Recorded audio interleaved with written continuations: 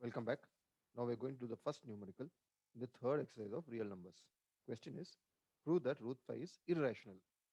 So what we're going to do first is, we will assume root 5 is rational. So let us assume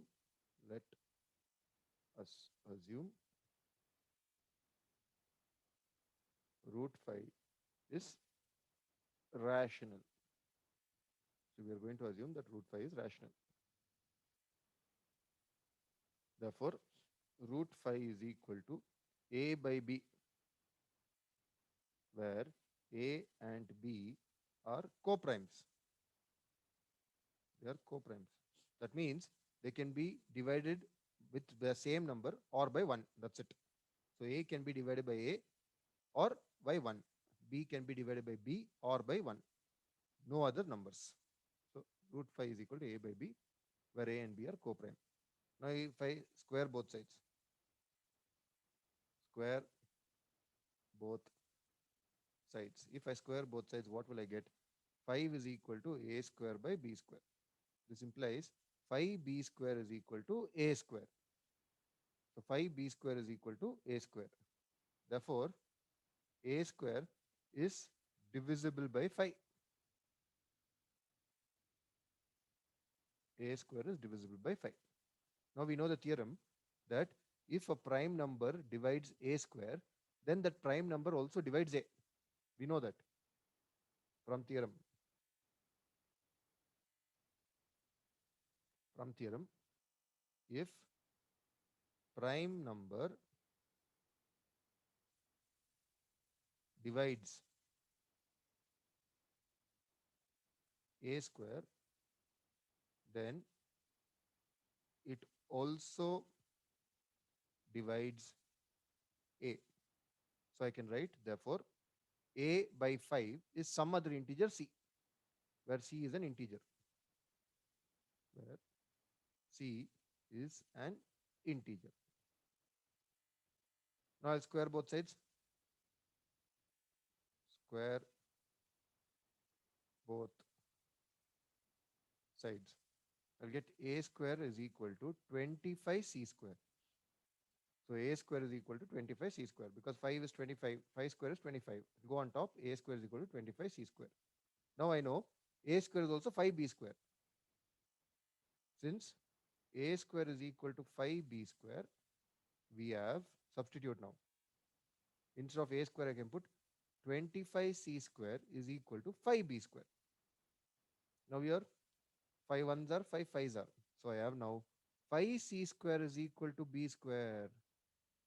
Therefore, B square is divisible by 5. B square is divisible by 5. Hence, B is divisible by 5. B is divisible by 5. See, from theorem, if prime number divides A square, then it also divides A. So if prime number divides B square, it also divides B. So 5 is a prime number. Since it divides B square, it also divides B. So which means B is divisible by A. So now we have 5 which divides A and B. Therefore, 5 is a common factor. Common factor for A and B. If 5 is a common factor for A and B, then A and B cannot be coprime, no? We said A and B are coprime. Coprime means it can be divisible by A and divisible by 1. But here, it can also be divisible by 5. Not possible. Therefore, A and B are not coprime. Are not coprime. Due to contradiction,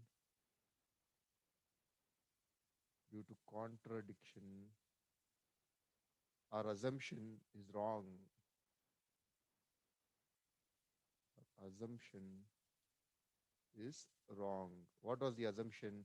We assume that root 5 is rational. Therefore, root 5 is irrational. Root 5 is not rational. Root 5 is irrational. So first we assume root 5 is rational. Therefore, root 5 can be written as A by B, where A and B are coprimes. If you square both sides, you will get 5 is equal to A square by B square, or 5B square is equal to A square, which means A square is divisible by 5. Now from the theorem, we know if a prime number divides a square, then it also divides a. Therefore, a by 5 is some other integer c. Now if I square this, I will get a square is equal to 25c square. But I already have an equation for a square. See, a square is 5b square. So if I substitute, we have 25c square is equal to 5b square. 5 will go here. 5c square is equal to b square, which means b square is now divisible by 5.